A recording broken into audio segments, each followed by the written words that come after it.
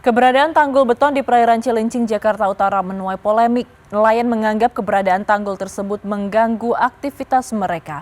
Sementara di sisi lain, pihak KKP menyatakan proyek tersebut sudah memenuhi persyaratan perizinan. Inilah gambar udara yang memperlihatkan tanggul beton di perairan Cilincing, Jakarta Utara pada Selasa siang. Para nelayan di wilayah tersebut mengaku keberadaan tanggul-tanggul beton sepanjang kurang lebih 1 km ini menghambat lalu lintas perahu tradisional nelayan untuk mencari ikan dan rajungan. Akibat tanggul beton ini, nelayan yang akan mencari ikan terhalang dan harus menempuh waktu lebih lama karena harus memutar untuk menuju ke tengah laut. Nelayan juga mengaku hasil tangkapan jauh berkurang. Ikan dan rajungan yang biasanya mudah didapat di pesisir kini sulit didapat. Itu tanggul untuk dijadiin daratan dah. Jadi itu dibikin tanggul, ntar diuruk lagi untuk jadi daratan ya. Selebihnya mah paling untuk bongkar muat kapal gitu. Itu sejak kapan Bang ya Abang tahu sebagian nelayan sudah sini Bang? Itu udah lama, cuma sekarang baru dikerjain lagi, baru dilanjut lagi proyek itu. Sebelum ada tanggul di situ sejahtera, bahkan rajungan juga banyak di situ. Rajungan, udang di situ. Jadi nelayan cuma cukup nyari di pesisir juga udah ada hasil. Tapi sekarang harus lebih jauh ya Bang ya? Ya harus lebih jauh. Ya paling perjalanan kali. Harusnya kan langsung belok ke sono. Berapa detik ini Pak? Lurus dulu, ke tengah dulu, baru muter. Ini kan malah tambah ke tengah. Sementara itu, Gubernur Jakarta Pramono Anung menegaskan pemerintah Provinsi Jakarta tak pernah mengeluarkan izin pembangunan pagar beton laut di perairan Cilincing, Jakarta Utara. Menurutnya, izin pembangunan pagar laut ini merupakan kewenangan Kementerian Kelautan dan Perikanan atau KKP yang diberikan kepada PT Karya Cipta Nusantara. Izin sepenuhnya diberikan oleh Kementerian KKP memang sesuai dengan kewenangannya. Bagi pemerintah DKI Jakarta yang paling penting adalah para nelayan itu nggak boleh terganggu beraktivitas di tempat tersebut. Sehingga dengan demikian saya sudah minta kepada dinas terkait untuk segera mengundang perusahaan tersebut dan memberikan jaminan bahwa PT Karya Cipta Nusantara harus memberikan akses kepada para nelayan yang beraktivitas di tempat tersebut.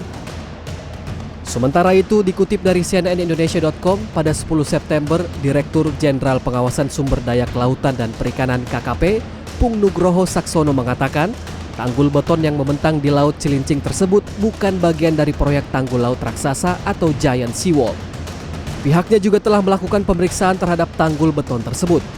Ia memastikan aktivitas di kawasan tersebut telah mengantongi izin dari Persetujuan Kesesuaian Kegiatan Pemanfaatan Ruang Laut. PT Karya Citra Nusantara atau KCN adalah badan usaha pelabuhan yang mengelola pelabuhan serbaguna di Marunda, Jakarta Utara yang berfungsi sebagai pendukung pelabuhan Tanjung Priok. Pembangunan terminal multipurpose di Marunda dilakukan untuk mendukung program tol laut, yakni dengan memfasilitasi bongkar muat barang secara efisien guna menurunkan biaya logistik dan mengurangi disparitas harga antar daerah. Tim Liputan, CNN Indonesia. Belakangan viral di media sosial penampakan tanggul beton yang berada di Cilincing, Jakarta Utara. Nelayan mengeluhkan keberadaan tanggul mengganggu jalur perlintasan nelayan hingga membuat mereka harus memutar lebih jauh untuk melaut.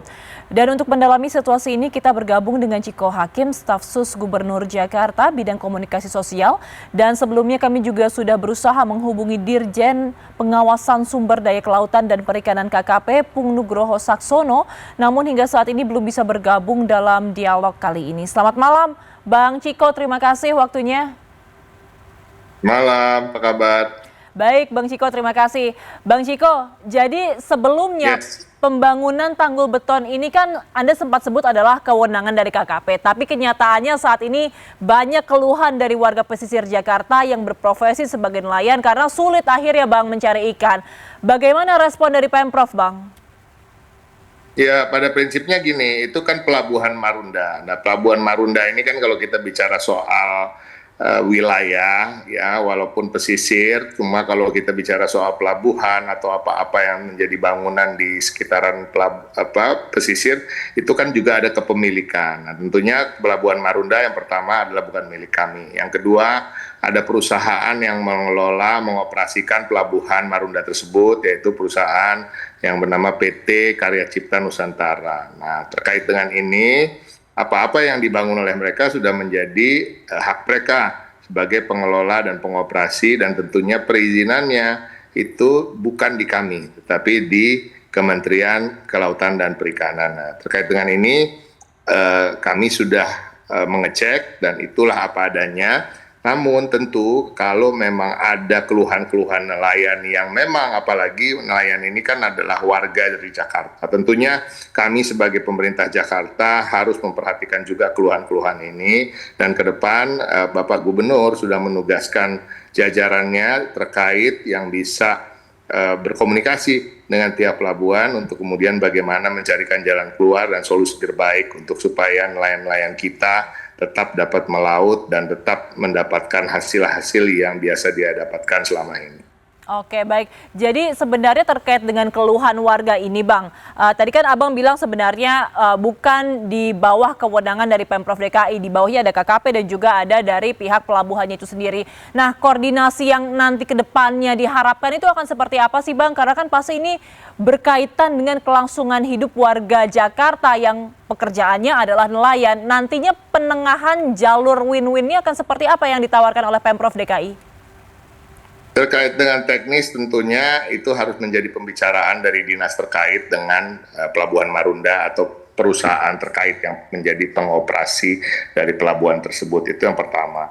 Namun ini adalah suatu masalah yang memang seringkali terjadi ketika pembangunan dalam tanda kutip itu bertabrakan atau bersinggungan dengan kehidupan masyarakat, bukan hanya di laut ya, kadang-kadang juga di darat. Ini sering juga terjadi ketika ada pembangunan, dan kita tahu apa yang dilakukan oleh Pelabuhan Marunda tadi sudah disebutkan pada tayangan-tayangan sebelumnya, bahwa memang ada keperuntukannya untuk memperluas pelabuhan, untuk kemudian mengurangi biaya logistik yang sesungguhnya juga adalah suatu kebutuhan bagi kehidupan ekonomi di negara ini, khususnya di Jakarta. Namun kita selalu harus tetap memperhatikan warga, memperhatikan kegiatan-kegiatan ekonomi masyarakat. Nah, terkait tadi pertanyaanmu, gimana jalan keluarnya, yaitu nanti secara teknis harus dibicarakan dengan antara dinas sumber daya air dan dinas-dinas lain yang mungkin bisa terkait dengan ini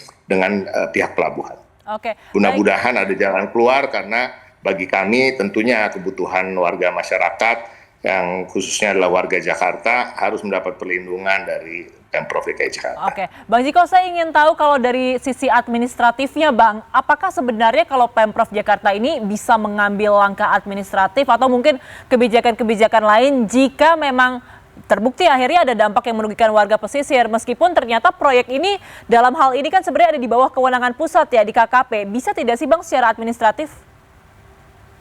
Saya tidak mau terlalu jauh, apalagi saya juga kurang menguasai ya terkait dengan apa-apa yang bisa kami lakukan untuk kemudian melindungi warga, atau apa yang bisa kami lakukan untuk kemudian terkait dengan apa-apa yang sudah menjadi hak dari pihak pelabuhan, dan tentunya perizinannya memang diberikan oleh pihak kementerian. Namun kita nggak mau lompat dari permasalahan awal. Permasalahan awalnya kita coba dulu memitigasi bagaimana supaya saudara-saudara kita para nelayan tetap mendapatkan ruang yang seharusnya dan sebiasanya mereka dapatkan selama ini, dan mudah-mudahan ini bisa berjalan sehingga tidak perlu ada hal-hal yang tadi disampaikan apabila ada administratif dan lain-lain.